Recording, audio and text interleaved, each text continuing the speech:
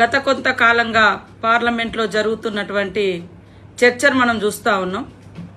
ఈ దేశంలో ఒకే వ్యాపారవేత్త ఉండాలి, అది అదానీ ఉండాలి. ఈ దేశంలో మొత్తం ప్రధానమంత్రి ఉండాలి, అది మోడీ ఉండాలి.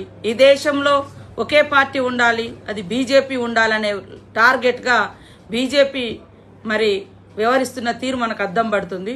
మా పార్టీ తరఫున ఎల్ఓపి లీడరు రాహుల్ గాంధీ గారు ప్రతినిత్యం ప్రజల కోసం, అట్టడుగు వర్గాల సంక్షేమం కోసం, ఈ దేశ భవిష్యత్తు, ఈ దేశ హక్కులు, ఈ దేశ అస్తిత్వం, దేశ ప్రతి ఒక్క పౌరుని యొక్క మరి డెమోక్రసీ ఇవన్నీ కూడా రాజ్యాంగంలో ఉన్నాయి. ఇది కాపాడుకోవాలి అని అంబేద్కర్ గారిని పదే పదే గుర్తు చేస్తూ, అంబేద్కర్ రచించిన రాజ్యాంగం దాన్ని పార్లమెంట్లో ప్రవేశపెట్టి ఆనాడు నెహ్రూ గారు చట్టబద్ధత కల్పించి ఈ భారతదేశాన్ని ప్రపంచంలోనే అత్యున్నతమైనటువంటి డెమోక్రటిక్ స్టేట్గా, అదేవిధంగా బ్యూటీ ఆఫ్ గ్రేట్ కాన్స్టిట్యూషన్ ఉన్నటువంటి దేశంగా ఇవాళ ఉనికిలోకి తీసుకొస్తే సహించలేక మనుధర్మ శాస్త్రాన్ని పాటించే బీజేపీ పార్టీ ఇవాళ మనుధర్మ శాస్త్రం అంటే మరి అట్టడుగు వర్గాలకు చదువు దూరం చేయబడ్డది, అంటరానితనం తీసుకురాబడ్డది, మహిళలను అణచివేసినటువంటి సంస్కృతి, వర్ణ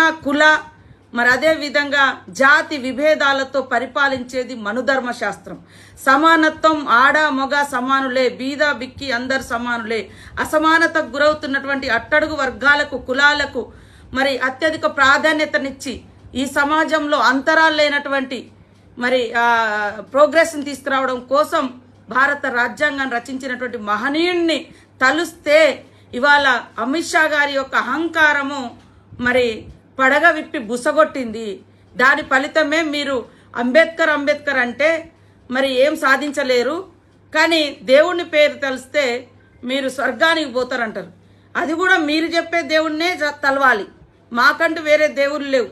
ఈరోజు ఈ 75 సంవత్సరాల కాలంలో మాకంటూ ఉన్నటువంటి దేవుళ్ళు మా జీవితాలలో విద్యాపరంగా, ఉద్యోగపరంగా మరి రాజకీయ ఆర్థిక అసమానతలు తొలగించి సమాన అవకాశాలు కల్పించడం కోసం హక్కులు కల్పించినటువంటి దేవుడు మహనీయుడు, మరి రచించినటువంటి రాజ్యాంగ నిర్మాత అంబేద్కర్ గారైతే దాన్ని ఎల్లకాలం ఉండే విధంగా పార్లమెంట్లో ప్రవేశపెట్టినటువంటి మహనీయుడు నెహ్రూ గారు.